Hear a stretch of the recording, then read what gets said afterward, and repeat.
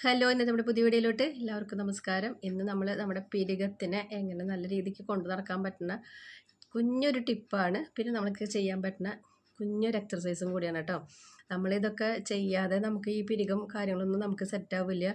നമുക്ക് പ്രായം ചെല്ലും തോറും ഇതിന് കൊഴിച്ചിൽ കൂടാം, നരകൾ വരാം. ഇതൊക്കെ നമുക്ക് സ്വാഭാവികമാണ്.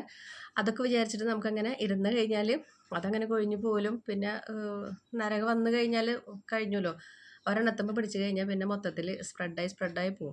അപ്പോൾ അതൊക്കെ വരാതിരിക്കാനായിട്ട് നമുക്ക് ചെയ്യാൻ പറ്റണം.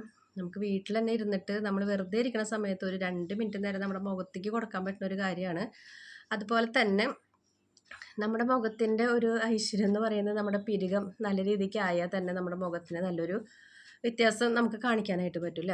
ചിലർക്ക് നല്ല കട്ട പിരികയായിരിക്കും, ചിലർക്ക് തീരെ ഉണ്ടാവില്ല. അവരുടെ ഒരു വിഷമം എന്ന് വെച്ച് കഴിഞ്ഞാൽ എങ്ങനെയാണ് ഇത് ഒന്ന് കറുപ്പിച്ചെടുക്കുക എന്നുള്ളതാണ് അവർ എന്നോട് ചോദിക്കാറുള്ളൊരു കാര്യം കേട്ടോ.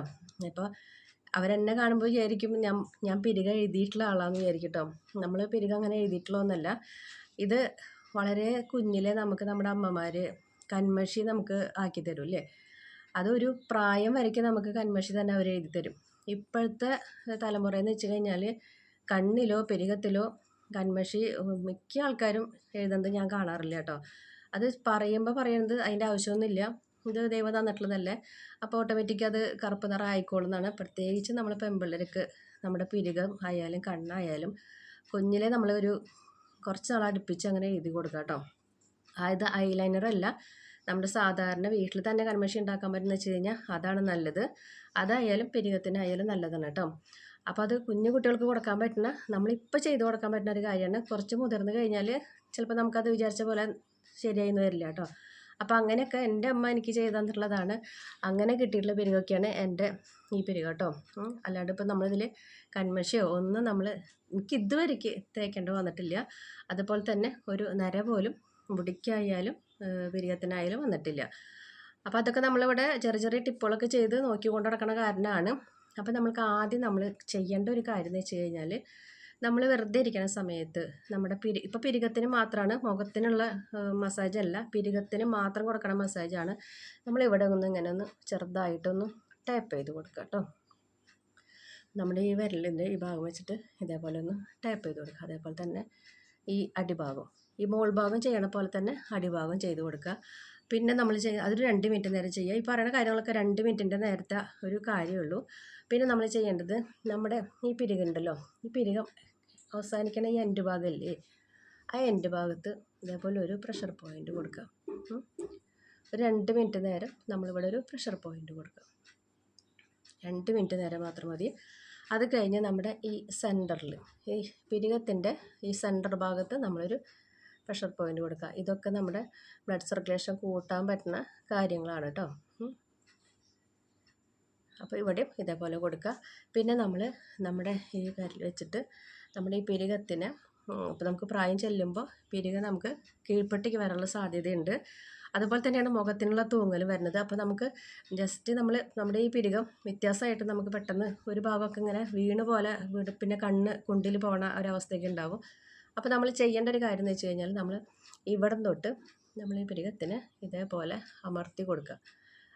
ഇത് നമ്മളിങ്ങനെ ചെയ്യുമ്പോൾ തന്നെ നമ്മുടെ മുഖത്തിന് വരുന്നൊരു ഷേപ്പ് നമുക്ക് ലൈവായിട്ട് തന്നെ കാണാൻ പറ്റും. ഒരു 2 മിനിറ്റ് നേരം ഇവിടെ ഒരു പ്രഷർ കൊടുക്കുമ്പോൾ തന്നെ അത് ഇത്തിരി വല്ലാണ്ട് അമർത്തല്ല, ഇത്തിരി കോളൊന്ന് അമർത്തി കൊടുക്കണം കേട്ടോ.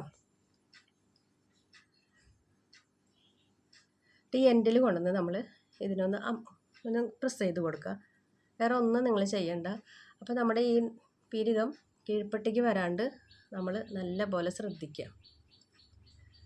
കണ്ടോ, ഇപ്പോൾ തന്നെ നമ്മുടെ പിരികത്തിന് വരുന്നൊരു ചേഞ്ച് കണ്ടോ. നല്ലൊരു മാറ്റം നമുക്ക് കാണാനായിട്ട് പറ്റും കേട്ടോ. ഇങ്ങനെ ഒരു 2-3 സിമ്പിൾ കാര്യങ്ങളാണ് നമുക്ക് പിരികെത്തുമ്പോൾ നമ്മൾ ചെയ്ത് കൊടുക്കേണ്ട ഒരു കാര്യമുള്ളത്.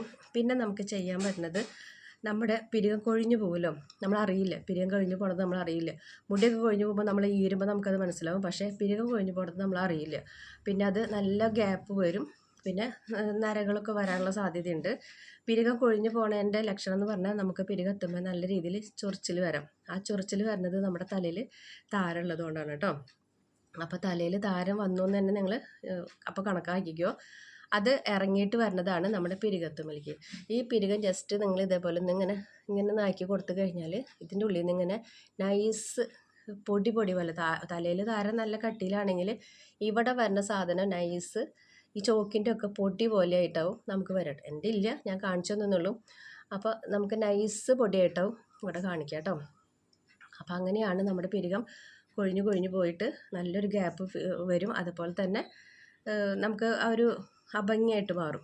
നമുക്ക് നല്ല പോലെ കൊണ്ട് നടന്നിരുന്ന സാധനമാണ് പെട്ടെന്ന് ഇങ്ങനെ പോയി കിട്ടുന്നത്. അത് വന്നു കഴിഞ്ഞാൽ നമുക്ക് ചെയ്യാനുള്ളൊരു ടിപ്പെന്ന് വെച്ച് കഴിഞ്ഞാൽ, നമ്മുടെ എല്ലാവരുടെ വീട്ടിലും ചുവന്നുള്ളി ഉണ്ടാവില്ലേ, ഈ ചുവന്നുള്ളി ഒരെണ്ണം മതി, അത് ചതച്ച് നീരെടുക്കുക. അപ്പോൾ പലരും ചോദിക്കും കണ്ണ് നീറില്ലേന്ന്. കണ്ണൊന്നും നീറില്ല കേട്ടോ. അത് നമ്മൾ ഇനി അങ്ങനെ തോന്നണവർക്കുള്ള വേറൊരു കാര്യം കൂടി പറഞ്ഞുതരാം. നമുക്ക് ഇതിൻ്റെ നീരെടുക്കുക.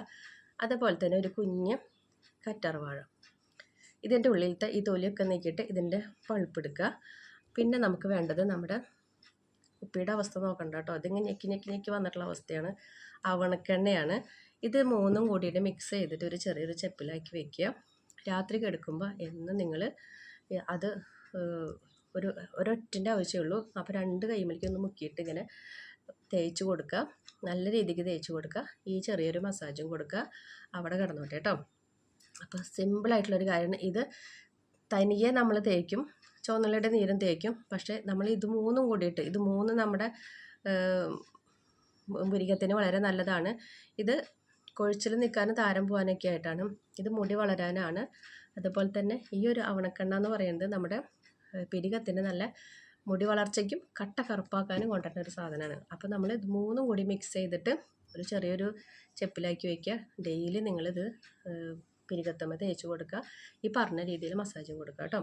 ഇത്ര ചെയ്ത് കഴിഞ്ഞാൽ നമ്മുടെ പിരികമൊക്കെ നല്ല കറുപ്പാവുകയും ചെയ്യും, നല്ല രീതിക്ക് വളരുകയും ചെയ്യും കേട്ടോ. അപ്പോൾ നമ്മുടെ ഇന്നത്തെ വീഡിയോ അത്രയ്ക്കൊക്കെയുള്ളൂ. വീഡിയോ ഇഷ്ടപ്പെട്ടെങ്കിൽ ലൈക്ക് ചെയ്യുക, ഷെയർ ചെയ്യുക, കമൻറ്റ് ചെയ്യുക, ഫ്രണ്ട്സിനൊക്കെ ഷെയർ ചെയ്ത് കൊടുക്കുക. നമ്മുടെ ചാനലിലോട്ട് പുതുതായിട്ട് വരുന്ന കൂട്ടുകാരൊക്കെ സബ്സ്ക്രൈബ് ചെയ്യുക, സപ്പോർട്ട് ചെയ്യുക, ലൈക്ക് ചെയ്യുക, ഹൈപ്പ് ചെയ്യണം കേട്ടോ. അടുത്തൊരു വീഡിയോ ആയിട്ട് വരുന്നവരേക്കും ബൈ.